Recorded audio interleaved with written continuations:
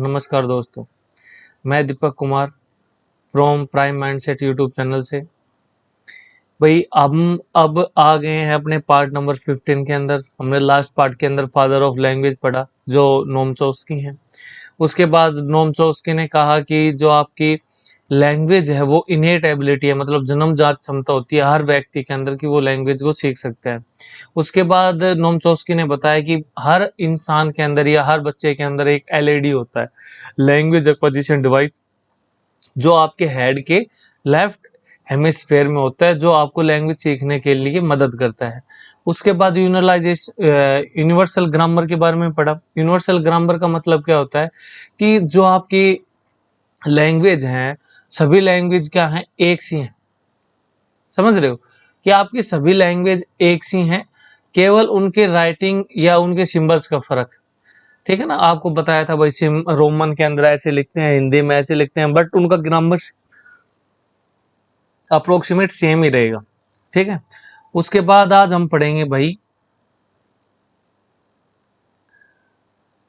NEP, national education policy, जो आपकी 2020 के अंदर आई। ठीक है, आज हम देखेंगे नेशनल एजुकेशन पॉलिसी एनईपी 2020, जो आपकी क्या है, थर्ड एजुकेशन पॉलिसी। आपकी फर्स्ट एजुकेशन पॉलिसी 1968 के अंदर आई, जिसका नाम पहले एनपी ही था। एनपी का मतलब होता है नेशनल पॉलिसी ऑफ एजुकेशन। ठीक है। उसके बाद 1986 के अंदर आपकी दूसरी एनईपी आई। ठीक है। तो उस वक्त भी इसको क्या कहते थे, एनपीई, मतलब नेशनल पॉलिसी ऑफ एजुकेशन। ठीक है। 1992 के अंदर इसको क्या कर दिया गया, मॉडिफाई कर दिया गया, किसके अंदर, एनईपी के अंदर। ठीक है। फिर आपका एनईपी आया 2020 के अंदर, और ये क्या था, थर्ड एजुकेशन पॉलिसी थी। ठीक है। और फर्स्ट एजुकेशन पॉलिसी हो जाएगी किसकी, 21 सेंचुरी की। ठीक है। उसके बाद हमने देखा कि भाई जो आपका पहला था, आपका क्या आया था, PWD, person with disability act है, वो किसके अंडर आता था, ministry of social welfare and empowerment. ठीक है। आपका जो पीडब्ल्यूडी है, आपने पढ़ा, जो आपका पीडब्ल्यूडी एक्ट है वो किसके अंदर आता था, मिनिस्ट्री ऑफ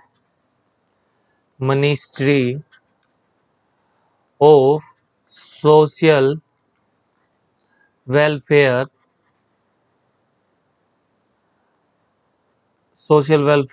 एंड एम्पावरमेंट। ठीक है, इसके अंडर आता था। ठीक है। तो आपका जो एनईपी है ये किसके अंडर आएगा, ये आएगा by MHRD, ministry of human resources and development के अंडर आएगा। लेकिन वर्तमान में इसको भी चेंज कर दिया गया, अब ये आता है मिनिस्ट्री ऑफ एजुकेशन के अंडर। ये तो है एनईपी से रिलेटेड छोटी छोटी सी बातें। ठीक है ना। अब आपसे ये पूछेगा कि एनईपी कब लागू की गई, इसकी डेट याद कर लेना आप, 29 जुलाई 2020 के अंदर आपकी एनईपी लागू हो गई, 29 जुलाई 2020 को। ठीक है। आगे देखेंगे भाई नेशनल एजुकेशन पॉलिसी। अब नेशनल एजुकेशन पॉलिसी है, उसके टाइमलाइन बताई गई है कि भाई सबसे पहले 2017 के अंदर एक कमेटी बनाई गई। ठीक है। और उसके चेयरमैन रहने वाले हैं आपके पास डॉक्टर के कस्तूरी रंगन। ठीक है ना, कस्तूरी रंगन हो जाएंगे आपके चेयरमैन। उन्होंने अपनी जो रिपोर्ट है वो 31 मई, ये आपके पास लिखा नहीं है, 31 मई 2019 को रिपोर्ट सबमिट की। ठीक है ना, ये याद रख लेना, 31 मई 2019 को उन्होंने रिपोर्ट सबमिट की। ठीक है। और जुलाई 2000 29 जुलाई 2020 को ये आपकी अप्रूव हो गई। ठीक है, तो लागू हो गई थी ये। ठीक है। उसके बाद कुछ फैक्ट दिए गए हैं कि एनईपी के अंदर क्या क्या किया गया। तो यहां से शुरू कर दो भाई, आज आपका एनईपी ही हो पाएगा, हो गया तो गारंटी भी नहीं है कंप्लीट, है ना। पहला आपका क्या हो गया, universalization of the education. Universalization का मतलब क्या होता है, सामाजिकरण। ठीक है ना, सामाजिकरण। इसका मतलब यूनिवर्सलाइजेशन का मतलब होता है कि यूनिवर्स में एजुकेशन को फैलाना या समाजीकरण करना, समाज के हर व्यक्ति तक एजुकेशन को पहुंचाना, इसका फर्स्ट क्या था, एम था। उसके बाद आपके पास सेकंड आपके पास आता है 100% GER। GR क्या होता है, ग्रोस इनरोलमेंट रेशियो, ठीक है। 100% gross enrolment ratio in the schools education by 2030 तक, ठीक है। और स्कूल गोइंग स्टूडेंट के लिए, स्कूल है तो स्कूल गोइंग स्टूडेंट्स के लिए होगा, लेकिन एक चीज याद रखना, 100% GER ग्रोस इनरोलमेंट रेशियो होगा किसके लिए, स्कूल स्टूडेंट्स के लिए 2030 तक है। 50% GER ग्रोस इनरोलमेंट रेशियो है वो हायर एजुकेशन के लिए हो जाएगा, और 2035 तक हो जाएगा आपके पास। फोर्थ इसका क्या है कि भाई मदर टंग है ना, उसको 5वीं क्लास तक पढ़ाया जाना चाहिए, यही बात लिखी हुई है। Mother tongue and local language at least up to grade fifth grade तक एटलीस्ट पढ़ाया जाना चाहिए। उसके बाद आपके पास फिफ्थ क्या आता है, ECCE, early childhood care and education for age 0 to age. ये कह रहा है कि early childhood care and education, ठीक है, कि आपके अर्ली चाइल्डहुड केयर एजुकेशन है ये कब की होगी भाई। अर्ली का मतलब क्या होता है, पहले। चाइल्डहुड जो उसका बचपन है उससे पहले की उसकी केयर की एजुकेशन है वो आपको बतानी है, कि अर्ली चाइल्डहुड केयर एजुकेशन के बारे में बताना कब होगी, वो 0 से 8 साल के बीच में, ठीक है। क्योंकि आपकी 3 से 6 साल, 3 साल तक तो आपको बच्चे को कहीं भेजना नहीं है, वो आपको मैंने काफी बार बता दी कि वो आपका क्या है, बाल वाटिका का समय होता है, ठीक है। 6 से 8 फर्स्ट से सेकंड क्लास, ठीक है ना। तो ये बच्चे की वो अर्ली स्टेज होती है जिसमें बच्चे को केयर की आवश्यकता होती है, केयर और एजुकेशन दोनों दी जाती है बच्चे को। मतलब इस स्टेज के अंदर जब बच्चा छोटा होता है, देखो आपको प्ले स्कूल में डालते हो तो वो वहां पे खिलाने वाली लेडीज होती हैं, या मान लो टीचर मान लो आप उनको, जो प्यार से उनका ध्यान रखती हैं, ठीक है ना। तो वो एजुकेशन उसके अंदर क्या होता है कि भाई जो आपकी अर्ली चाइल्ड केयर एजुकेशन है ये आती है फर्स्ट सेकंड तक। क्यों, क्योंकि उसमें बच्चे को आपको पढ़ाना भी होता है, उसकी केयर भी करनी होती है, इसीलिए इसको early childhood care and education की स्टेज बोल देते हैं।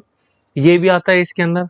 सिक्स्थ इसके अंदर दिया गया है, एनईपी के अंदर ये आया, FLN, fundamental literacy and numeracy, ठीक है ना। इनका टारगेट क्या था, ये टारगेट 2026-27 तक रखा गया, ठीक है ना। इसका मतलब था कि तीसरी क्लास के बच्चा ने नॉर्मल लिखनो पढ़नो थोड़ो बेसिक मैथ आना चाहिए, मतलब जोड़ घटा गुणा कर ले उनका 12 में पता होना चाहिए, ठीक है ना। यही बात लिखी है, क्या हो जाएगा, फंडामेंटल लिटरेसी एंड न्यूमरेसी, ठीक है ना।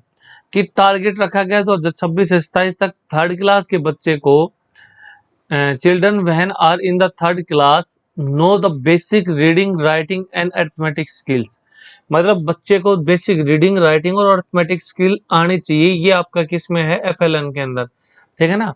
ये आपकी NEP 2020 के अंदर, भाई जो NEP 2020 के अंदर जो रूल आए वो उसमें ये सिक्स्थ रूल मान लो, या आप मान लो भाई जो मेन है ना, उसमें से ये भी था कि बच्चे को तीसरी क्लास तक नॉर्मल लिखना पढ़ना और अर्थमेटिक जो स्किल है उनकी नॉलेज हो जानी चाहिए,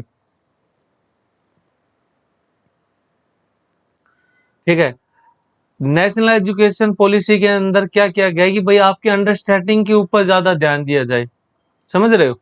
उसके बाद आपका 8th पॉइंट क्या हो जाएगा कि आप 6% गवर्नमेंट का क्या है कि गवर्नमेंट जो आपका बजट पास करती है उसमें उन्होंने कहा कि 6% GDP का एजुकेशन के ऊपर क्या होना चाहिए, खर्च होना चाहिए, ठीक है।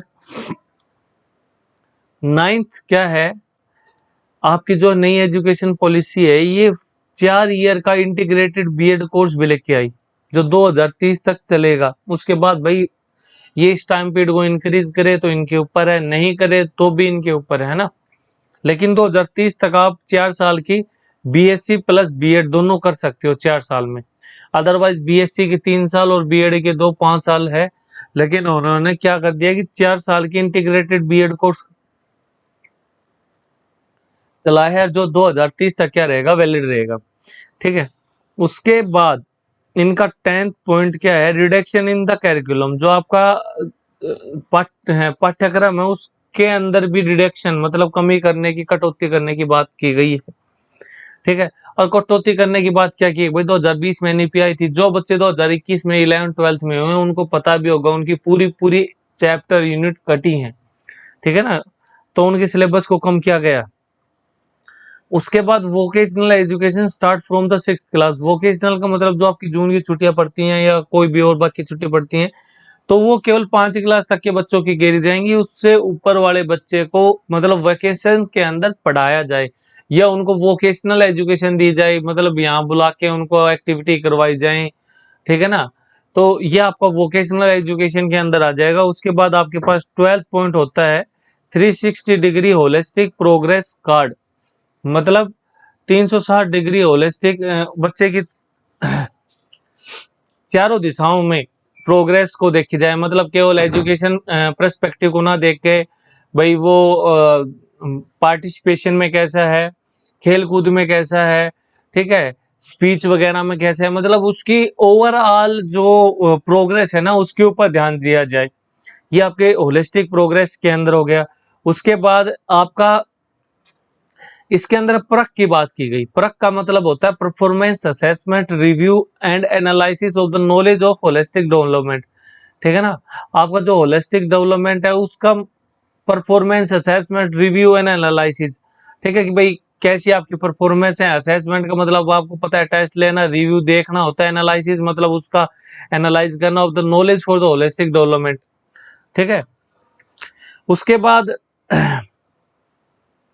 आपका आता है, अरे भाई परख कुछ भी नहीं है, ये आपके होलिस्टिक डेवलपमेंट के ऊपर ही है कि आप उसकी परफॉर्मेंस को असेसमेंट रिव्यू। भाई रिव्यू का मतलब क्या होगा, असेसमेंट परफॉर्मेंस को क्या करोगे, रिव्यू करोगे, देखोगे देखोगे एनालाइज करोगे of the knowledge for holistic development.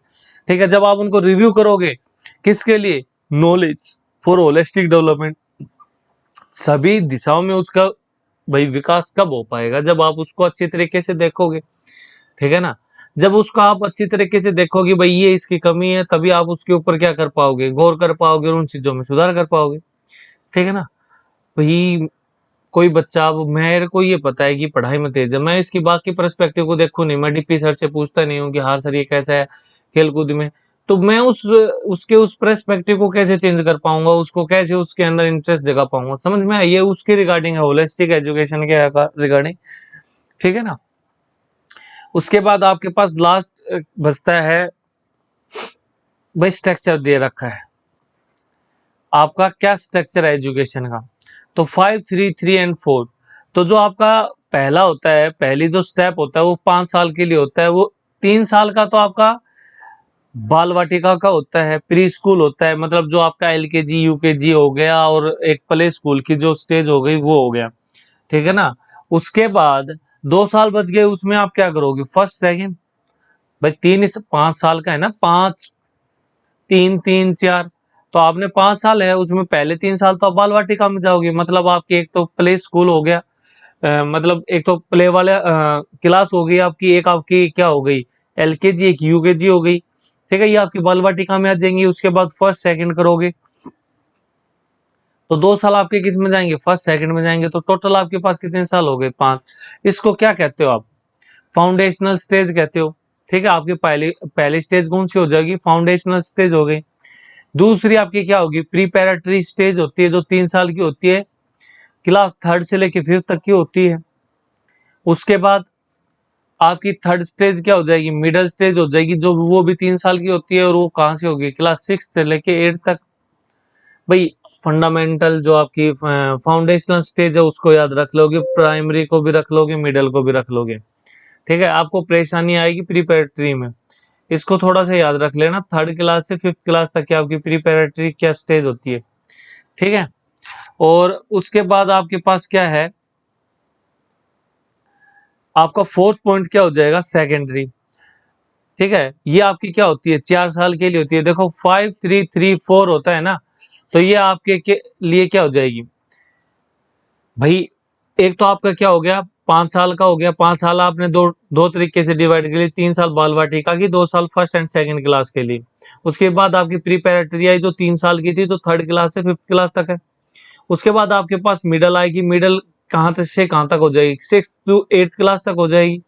और जो सेकेंडरी होगी वो 4 साल के लिए होगी, 9 to 12th। बस यही याद रखना है कि आपकी सेकेंडरी क्या होगी, 4 ईयर की होगी, 9 to 12th क्लास तक की होगी।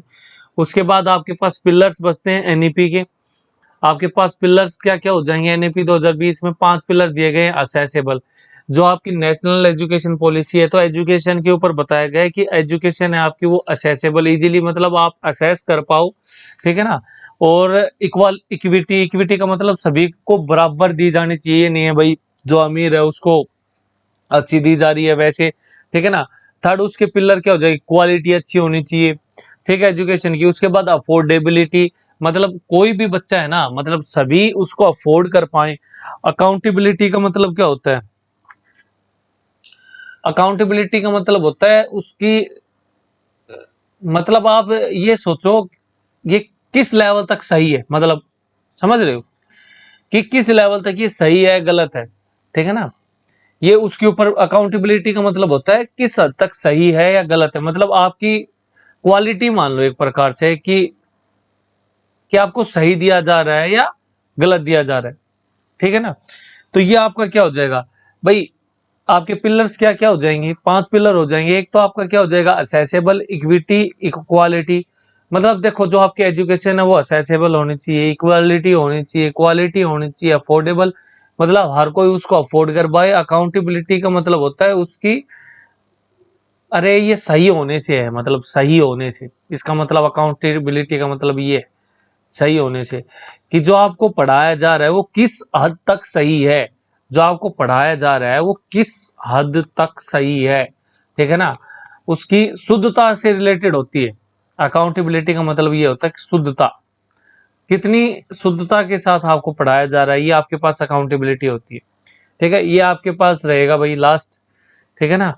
उसके बाद बाकी देखेंगे कल भाई, ठीक है ना।